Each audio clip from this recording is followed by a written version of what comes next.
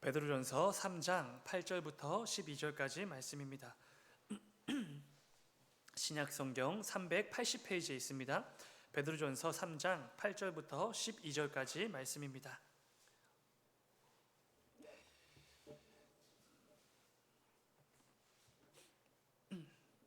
다 찾으신 줄 믿고 우리 한 절씩 교독하고 마지막 12절은 함께 읽겠습니다.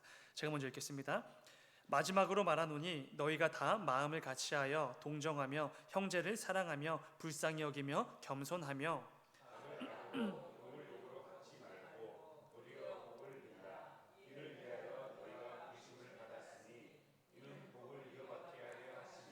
그러므로 생명을 사랑하고 좋은 날 보기를 원하는 자는 혀를 금하여 악한 말을 그치며 그 입술로 거짓을 말하지 말고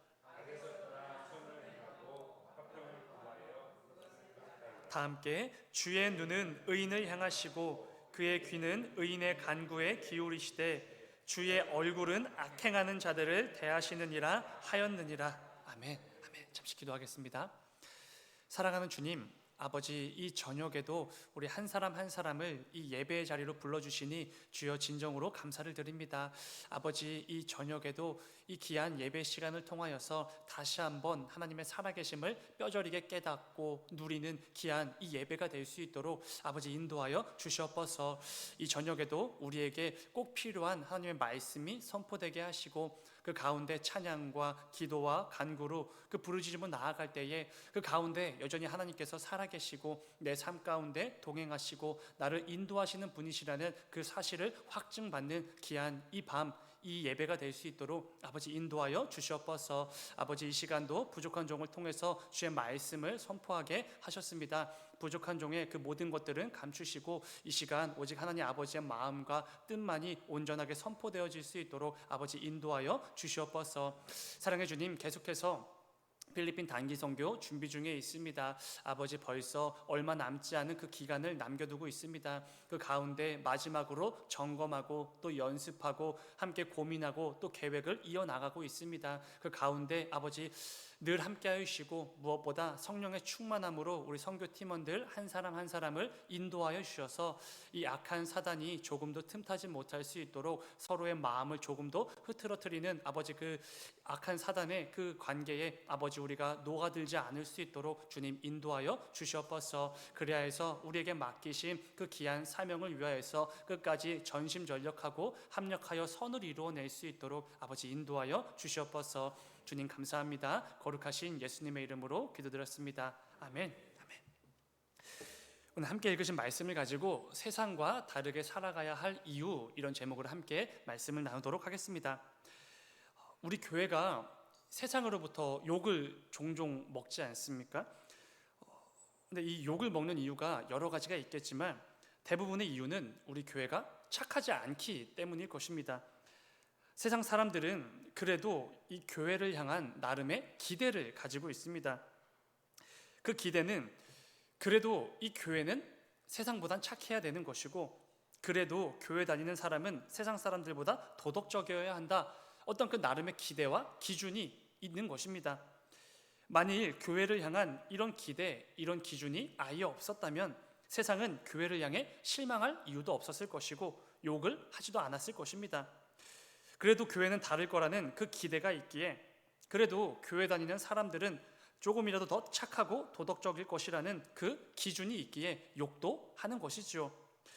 제 친한 친구가 회계 쪽 회사에서 일을 한 지 오래되었는데요, 만나서 이야기를 나누다 보면은 이런 이야기를 습관처럼 합니다. 교회도 똑같다, 교회도 세상의 기업과 다를 바가 없다, 이런 말을 자주 합니다.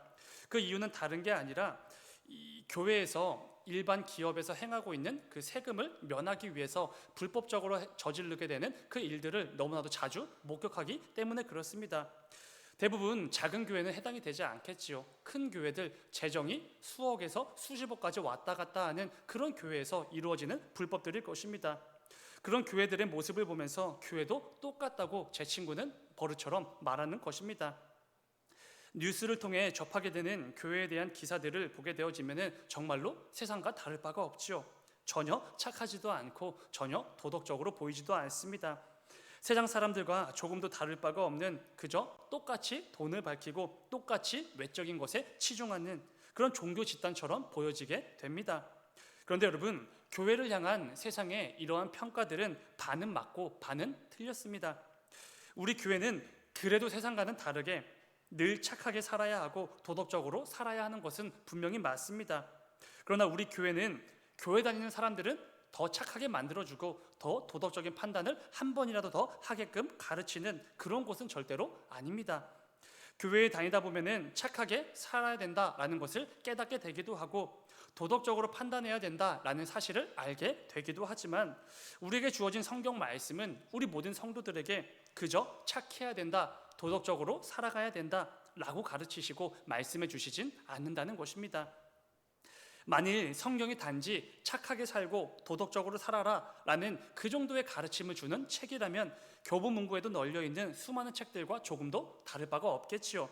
굳이 이 두꺼운 성경책이 아니어도 얇고 임팩트 있게 잘 전달해주는 그런 도덕적인 성품을 증진시켜주는 그런 서적을 사서 읽어도 그만일 것입니다. 그러나 성경은 근본적으로 완전히 다른 것을 제시해 주시는 책이지요. 단지 착하게 살아야 한다 이게 아니라 왜 착하게 살아야 하는지를 제시해 주십니다. 단지 도덕적으로 선택하고 판단하고 행동해라 이게 아니라 우리가 왜 그렇게 살아야 되는지, 무엇 때문에 누구를 위해서 그렇게 행동해야 되는지를 자세하게 제시해 주시는 책, 그게 바로 성경 말씀이지요. 우리 교회도 똑같은 죄인들이 모인 곳입니다. 똑같이 죄된 본성으로 가득한 이기적이고 개인적인 사람들이 모여서 공동체를 이루고 있는 곳이지요.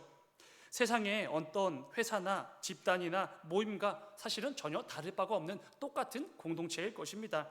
그러나 그럼에도 우리 교회가 이 세상의 유일한 희망이고 소망이라고 감히 말할 수 있는 이유가 바로 여기에 있는 것이지요. 왜 착하게 살아야 되는지를 분명하게 알기 때문에 그렇습니다. 왜 도덕적으로 행동하고 선택하고 판단해야 하는지, 누구 때문에 그렇게 살아야 하는지 그 분명한 이유, 근본적인 원인을 알고 있기 때문에 그래도 우리 교회를 이 땅의 소망 이렇게 부를 수 있는 것이지요. 단지 세상 사람들보다 조금 더 착하게 살고 조금 더 도덕적으로 판단하며 살아가는 것으로 이 교회가 세상과 다르다는 것을 보여줄 수는 없습니다. 성도가 이 땅을 살아가는 동안에 왜 조금이라도 더 착하게 살기 위해 애쓰는지, 왜 한 번이라도 더 도덕적으로 판단하고 행동하려고 애쓰는지 그 근본적인 이유와 믿음을 통해서 다름, 구별됨을 드러내는 곳, 그게 바로 교회라는 것입니다. 오늘 이 저녁에는 말씀을 통해서 이 부분들을 좀 함께 나누어 보려고 합니다. 이를 통해 우리 교회가 어떤 공동체인지, 성도는 어떤 사람들을 성도라고 가리키는지 이 말씀을 나누어 보면서 이를 통해 우리 각자의 삶을 점검해 보시는 귀한 이 저녁이 되기를 주님의 이름으로 축원을 드립니다. 먼저 나눠볼 부분은 우리 성도는 하나님께서 우리를 부르신 이유를 명확하게 알고 있는 사람들이라는 것입니다. 본문 9절을 보면은 베드로는 이렇게 말합니다. 9절, 악을 악으로 욕을 욕으로 갚지 말고 도리어 복을 빌라. 이를 위하여 너희가 부르심을 받았으니 이는 복을 이어받게 하려 하심이라. 아멘. 베드로는 9절 말씀을 통해 하나님께서 우리 모든 성도들을 창세전부터 택하시고 부르신 이유에 대해서 분명하게 제시해주고 있습니다. 악을 악으로 갚지 않고 욕을 욕으로 갚지 않고 도리어 그들을 위해서 복을 빌어주고 선을 행하고 기도해주는 것, 이런 삶을 위해 우리를 성도로 부르셨다라는 것입니다. 여러분, 이 말씀에 의하면 우리 모든 성도들의 삶에는 이 사명이 담겨져 있는 것이죠. 악한 자들에게 똑같이 악하게 대하는 게 아니라 오히려 선으로 대하고 그들을 위해서 축복을 빌어주는 것, 이런 사명이 우리들에게 담겨져 있다는 것입니다. 그런데 여러분, 듣기만 해도 굉장히 부담이 밀려오는, 그리고 불가능한 것처럼 여겨지는 사명이지 않습니까? 우리 연약한 죄인들에게는 기본적으로 악을 악으로 갚는 게 너무나 능숙합니다. 욕을 욕으로 갚아주는 것이 너무나 자연스럽고 마땅하게 여기는 그런 죄인들이지요. 그런데 하나님께서는 그런 가운데서도 우리 성도들만큼은 그러면 안 된다고 말씀해 주신다는 것입니다. 예수 그리스도를 영접한 후에 구원받은 성도가 되었다면 이제부터는 너무나 당연했던 악을 악으로 갚는 거 더 이상 당연하지 않다고 말씀해 주십니다. 너무나 자연스러웠던 욕을 욕으로 갚는 그 마땅한 반응도 더 이상 자연스러운 게 아니라고, 마땅한 반응이 아니라고 분명히 말씀해 주시는 것이죠. 여러분, 만일 이 땅 가운데 우리 교회마저도, 우리 성도들마저도 악을 악으로 갚고 욕을 욕으로 갚으면 어떻게 되겠습니까? 안 그래도 엉망진창인 이 세상이 더욱더 엉망진창이 되겠지요. 모든 악한 것들이 멈추지 않고 계속해서 그 악의 순환이 반복되고 또 반복될 뿐입니다. 그러나 하나님께서는 우리 성도들 한 사람 한 사람을 통해 그 되풀이되는 악순환을 끊어내길 원하신다는 것입니다. 모든 악들이 돌고 돌아서 서로를 공격하고 아프게 하고 마음을 상하게 하지 않습니까? 이 악순환이 반복되는 가운데 끔찍하고 비참한 사건 사고들이 늘 발생하게 되는 것이지요. 그런데 예수 그리스도를 영접한 성도들에게 그 악이 돌아서 오게 되면은 성도는 그 악을 악으로 갚지 않으므로 그 악순환을 끊어내야 된다는 것입니다. 그런데 예수 그리스도를 영접한 성도에게 이 악이 오게 되어지면은 그 악을 악으로 갚지 않는 거 너무나 어렵지 않습니까? 절대로 쉬운 것이 아니지요. 그럼에도 불구하고 우리가 반드시 기억해야 될 부분은 이것입니다. 하나님께서는 우리에게 그 사명을 맡기셨다는 것입니다. 악을 악으로 갚지 않으므로 이 세상에 가득한 그 악들을 조금씩 끊어내고 선으로 채워지는 그 사명을 위해서 우리 한 사람 한 사람을 부르셨다는 것이지요. 이 귀한 사명이 우리 모든 성도들의 삶에 담겨져 있다는 것입니다. 베드로는 이어지는 10절 이후의 말씀에서 시편 34편의 다윗의 시를 인용해서 계속해서 권면합니다. 그 말씀들을 요약하면 이렇게 됩니다. 악한 말을 그치라, 거짓을 그치라, 악에서 떠나 선을 행하라, 늘 화평을 쫓으라. 이런 권면들이 이어집니다. 근데 여러분, 이것들을 하나하나 뜯어보면은 우리가 살아가는 이 악한 시대의 대표적인 모습들이지 않습니까? 늘 다른 사람들을 향해서 악한 말을 늘어놓습니다. 안 해도 될 거짓까지 늘어놓게 되는 것이죠. 이를 통해 자신의 유익과 만족을 챙기기에 급급한 시대, 그게 바로 이 요즘 시대지 않습니까? 또 늘 선에서 떠나서 악을 행하고 악 가운데 거하며 살아가는 정말로 그런 악한 시대입니다. 선을 행하는 사람을 오히려 특이한 사람, 특별한 사람으로 여겨지는 그렇게 비참한 시대가 되어버린 것이죠. 무엇보다 화평을 쫓지 않는 시대이지 않습니까? 다른 사람들의 평화에는 별로 관심이 없습니다. 내 이익, 내 공동체의 이익, 내가 아는 사람들의 평안과 평화만 유지된다면 다른 사람들이 어떤 어려움, 어떤 문제에 처하든지 조금도 신경을 쓰지 않는 그런 악한 시대가 되어버렸습니다. 베드로는 오늘날 우리가 살아가는 이 악한 시대의 그 대표적인 악의 모습들을 나열하면서 절대로 우리는 그런 모습들로 살아가면 안 된다고 분명하게 권면해 주는 것이죠. 그 가운데 우리 교회는 달라야 한다는 것입니다. 모두가 악한 말과 거짓을 쏟아내지만 우리 교회는 달라야 한다는 것이죠. 모두가 늘 선을 떠나서 악 가운데 살아가고 있지만 우리 교회만큼은 악을 떠나서 늘 선을 행하며 살아갈 수 있어야 된다는 것입니다. 또한 모두가 이 화평이 깨지더라도 나와 내가 속한 집단의 이익만을 추구할 수만 있다면 다른 사람들 하나도 신경 쓰지 않는다고 해도 우리 성도들만큼은 이 화평을 위한 삶을 살아야 된다는 것입니다. 모두가 화평을 깨트리고 화평을 쫓지 않는 시대 가운데 우리 교회는 그래도 그 화평을 위해서 열심히 나아가야 된다는 것이지요.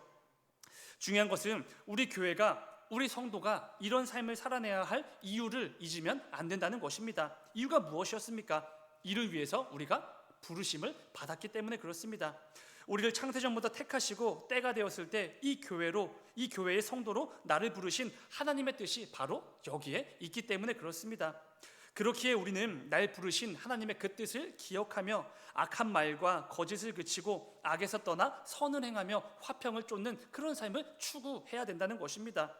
악을 악으로 갚지 않고 욕을 욕으로 갚지 않는 이 사명을 충성스럽게 감당하는 것이지요. 사도 바울의 권면을 들어보시기 바랍니다. 에베소서 2장 10절의 말씀입니다. 10절, 우리는 그가 만드신 바라 그리스도 예수 안에서 선한 일을 위하여 지으심을 받은 자니 이 일은 하나님이 전에 예비하사 우리로 그 가운데서 행하게 하려 하심이니라. 아멘. 이게 바로 우리가 성도로 부름을 받은 이유라는 것입니다. 사랑하는 여러분, 우리는 예수 그리스도 안에서 새롭게 지음을 받은 자들이지 않습니까? 예수 그리스도의 그 보혈의 능력을 힘입어서 옛사람을 벗어던지고 그 보혈로 새 사람으로 다시 창조된 사람들입니다. 중요한 것은 하나님께서 창세전부터 우리를 택하시고 부르셔서 때가 되었을 때 예수 그리스도 안에서 새롭게 지음받도록 하신 이유가 바로 여기에 있다는 것입니다. 이 땅에서 선한 일을 마음껏 행하며 살게 하도록 하시기 위함. 이를 위해 우리를 예비하셨고 이를 위해 우리를 예수 그리스도 안에서 새롭게 지으셨다는 것입니다. 여러분, 이 사실을 꼭 기억하시고 악을 악으로, 욕을 욕으로 갚지 않고 늘 화평을 쫓으며 살아가는 그 삶을 위해서 하루하루 부단히 애쓰시는 저와 여러분의 인생이 되시기를 주님의 이름으로 축원을 드립니다. 두 번째 나눠볼 부분은 우리 성도는 하나님의 살아계심을 분명히 믿고 이에 합당한 삶을 살기 위해 애쓰는 공동체라는 것입니다. 여러분, 우리가 이 땅을 살아가면서 꼭 붙들고 꼭 알아야 될 부분이 바로 이것이지 않습니까? 하나님께서 살아계시구나 라는 믿음입니다. 이 믿음이 없다면 우리가 어떻게 이 땅을 성도로서 살아갈 수 있겠습니까? 우리가 이 땅에서 선을 행하고 악을 악으로 갚지 않고 되려 그 악인들을 축복해주고 기도해줄 수 있는 이유는 하나님이 살아계시기 때문이시오. 나의 어떤 그 무엇 때문도 아니고 세상의 어떤 그 가치관과 신념 때문도 아닙니다. 하나님이 살아계시기 때문입니다. 중요한 것은 성도가 믿는 살아계신 하나님은 어떤 분이십니까? 온 땅을 감찰하시고 온 땅을 심판하시는 분이라는 것입니다. 성경은 하나님께서 반드시 의인과 악인에 대해서 심판하실 것임을 반복해서 말씀해 주지 않으십니까? 특별히 디모데전서를 보면 이런 말씀이 있습니다. 5장 24절과 25절 우리 같이 읽어볼까요? 시작. 어떤 사람들의 죄는 밝히 드러나 먼저 심판에 나아가고 어떤 사람들의 죄는 그 뒤를 따르나니 이와 같이 선행도 밝히 드러나고 그렇지 아니한 것도 숨길 수 없느니라. 아멘. 때가 되어지면 하나님의 심판이 있습니다. 그런데 그 심판대 앞에서는 모든 것이 드러납니다. 죄악들, 이 악인들의 죄들, 그리고 선행을 행했던 그 모든 의인들의 모습들도 전부 다 숨김없이 드러나게 되는 것이지요. 그 무엇도 숨길 수가 없습니다. 우리 성도가 하나님을 믿습니다 라고 고백할 때 바로 이 고백이 담겨져 있는 것이죠. 온 땅을 감찰하시고 그 모든 것들이 드러날 그 날에 이 온 땅을 심판하시는 그 하나님이 살아계시다 라는 그 믿음이 우리가 하나님을 믿습니다 라는 고백에 담겨져 있다는 것입니다. 그렇기에 우리 성도는 마땅한 경외함으로 늘 그 하나님 앞에서 살아가고 있음을 명심하고 인식함으로 이 그 땅을 살아가는 가운데 하나님 보시기에 합당한 삶을 살기 위해 부단히 애쓰며 살아가는 것이지 않습니까? 하나님께서 살아계시지 않다라는 그 생각이 있다면 절대로 하나님께서 기뻐 여기실 뜻대로 살아갈 수가 없는 것이죠. 베드로는 이 부분을 시편 말씀을 인용해서 강조하고 있습니다. 본문 15절 2절을 보면 이렇게 말합니다. 12절 주의 눈은 의인을 향하시고 그의 귀는 의인의 간구에 기울이시되 주의 얼굴은 악행하는 자들을 대하시느니라 하였느니라. 아멘. 우리에게 굉장히 익숙한 구절이지 않습니까? 이 다윗의 고백을 통해 우리는 내가 믿는 하나님이 어떤 분이신지를 다시 한번 깨닫게 됩니다. 하나님께서 기뻐 여기실 뜻을 따라 행하는 모든 성도들에게 자신의 눈을 향하시고 그들의 간구에 귀를 기울이시는 분이십니다. 우리가 자주 찬양하는 것처럼요. 이 믿음과 확신이 있기에 성도는 매일매일의 삶 속에서 늘 하나님의 뜻을 구하고 하나님의 뜻을 분별하며 그분의 그 기쁘신 뜻대로 살기 위해 애쓰는 것이지 않겠습니까? 이 믿음이 없다면 절대로 거룩한 삶을 위해 애쓸 필요가 없는 것이죠. 중요한 것은 이와는 반대로 하나님의 뜻을 구하지 않는 악인들은 어떻게 되는 것입니까? 그 가운데 그 중간부터 말씀을 보시면은 주의 얼굴은 악행하는 자들을 대하신다 이런 표현이 있습니다. 악인에 대하여서는 하나님께서 자신의 얼굴을 들이미신다 이런 표현이 됩니다. 이 표현은 하나님께서 항상 나를 지켜봐 주신다 이런 긍정적인 의미가 당연히 아닙니다. 오히려 이런 것이죠. 온 땅을 심판하시는 그 심판주 하나님께서 내 삶 구석구석을 감찰하시며 그 엄중한 심판의 낯으로 내 삶을 들여다보신다 이런 의미가 되는 것입니다. 여러분 한번 상상해 보시기 바랍니다. 온 땅을 심판하실 그 창조주 하나님께서 내 삶 구석구석을 가까이 오셔서 들여다보시고 계신다면 어떠실 것 같습니까? 내 삶 속에서 내가 행하는 모든 행동, 모든 말, 모든 표정을 감찰하시면 여러분들은 어떠실 것 같습니까? 과연 우리들 중에서 하나님의 그 엄중한 심판대 앞에서 살아남을 자가 있겠습니까? 절대로 없지요. 하나님께서 그의 얼굴을 이 세상을 향하여 드시고 세상 모든 것을 감찰하시고 세세하게 살펴보고 계심을 알고 믿는 성도라면 그래서 아무렇게나 살 수가 없는 것입니다. 내 마음대로 악을 행하면서 살 수가 절대로 없는 것이지요. 심판의 주 하나님께서 내 삶을 들여다보고 계시기 때문에 그렇습니다. 그런데 여러분, 안타깝지만 우리가 살아가는 이 세상은 반대지요. 하나님의 살아계심을 믿지 않습니다.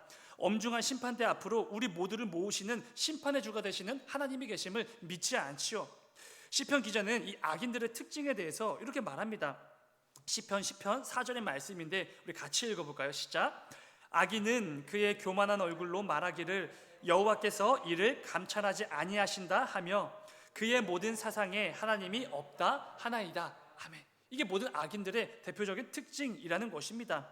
하나님께서 내 삶을 감찰하지 않으신다라고 착각을 하는 것이죠. 그리고 하나님께서 살아계시지 않는다라고 확신을 하며 살아간다는 것입니다. 그렇기에 삶 속에서 자기 마음대로 살아가는 것이죠. 온갖 악을 행하며 엄청난 그 교만을 쏟아내면서 하루하루를 살아가게 되는 것입니다. 하나님이 안 계시다고 확신을 하니까요. 중요한 것은 그 가운데 우리 교회와 성도는 달라야 된다는 것입니다. 하나님께서 엄중한 심판대로 우리 모두를 모으시는 심판의 주이심을 분명히 믿고 그분께서 이 세상 모든 것들을 감찰하시고 내 삶의 구석구석을 살피시는 분이심을 알고 마땅히 경외함으로 이 땅을 살아가야 된다는 것이죠. 사랑하는 여러분, 오늘 말씀을 기억하시면서 이 귀하고 이 복된 삶을 결단하시는 이 저녁이 되기를 간절히 소망합니다. 세상 사람들 모두가 마치 하나님 없는 것처럼 살아가고 있지 않습니까? 마치 하나님께서 그 어떤 심판도 내리지 않으시는 분처럼, 무능한 분처럼, 감찰하지 않으시는 분처럼 그렇게 착각하며 살아가는 시대이지 않습니까? 자기 마음대로 이 세상의 가치관과 세상의 방식대로 마음껏 살아가는 그런 악한 시대입니다. 그런데 그 악한 시대 속에서 나를 성도로 부르시고 택하시고 세우신 이유가 분명히 있는 줄 알고, 그리고 그 가운데 하나님의 살아계심을 믿고 하나님의 심판이 있음을 믿고 이 땅을 지나는 동안에 그래도 세상과는 다르게 살아가기 위해서 부단히 애쓰고 하나님의 기쁘신 뜻을 분별하며 하나님께서 기뻐 여기실 삶을 결단하며 살아가는 것이죠. 이 저녁에 기도하실 때 이런 귀하고 이런 복된 삶을 결단하며 나아가시는 저와 여러분이 되기를 주님의 이름으로 축원을 드립니다. 잠시 기도하겠습니다. 사랑의 주님, 아버지, 우리가 이 땅을 살아가다 보면은 때로는 너무나 바쁘고 또 분주해서 하나님이 살아계시다는 것을 인식하지 못할 때가 있습니다. 아버지, 그런 우리의 연약한 가운데 은혜와 긍휼을 베풀어 주시고 하나님의 그 인도하심, 성령의 충만함을 허락하여 주셔서 우리가 이 땅을 살아가는 그 순간순간마다 하나님께서 살아계심을 분명하게 믿고 그 하나님께서 때가 되면 온 땅을 심판하시고 지금도 내 삶 구석구석을 감찰하시는 분이심을 분명히 깨닫고 이 땅을 살아가는 가운데 하나님께서 기뻐 여기실 그 뜻을 분별함으로 하나님께서 기뻐 여기실 삶의 열매를 가득 맺어 나가는 우리 모두가 될 수 있도록 아버지 인도하여 주시옵소서. 아버지, 이 악한 시대는 하나님이 안 계시다고 자꾸 착각을 합니다. 살아계신 하나님께서 안 계시고 내 삶을 감찰하지 않으시고 그 어떤 심판도 없을 것이라고 자꾸 착각을 하고 선동을 합니다. 아버지, 이 악한 시대 가운데 우리 성도들만이라도 다를 수 있도록 인도하여 주시옵소서. 하나님의 살아계심을 분명히 믿고 그 하나님을 마땅히 경외하고 두려워함으로 이 땅을 지나가는 우리 성도들을 통해서 하나님께서 정말로 살아계시고 하나님께서 정말로 온 땅의 창조주가 되시고 심판의 주가 되심을 마음껏 드러내고 증거하는 우리 모두의 삶이 될 수 있도록 아버지 인도하여 주시옵소서. 주님 감사합니다. 거룩하신 예수님의 이름으로 기도드렸습니다. 아멘.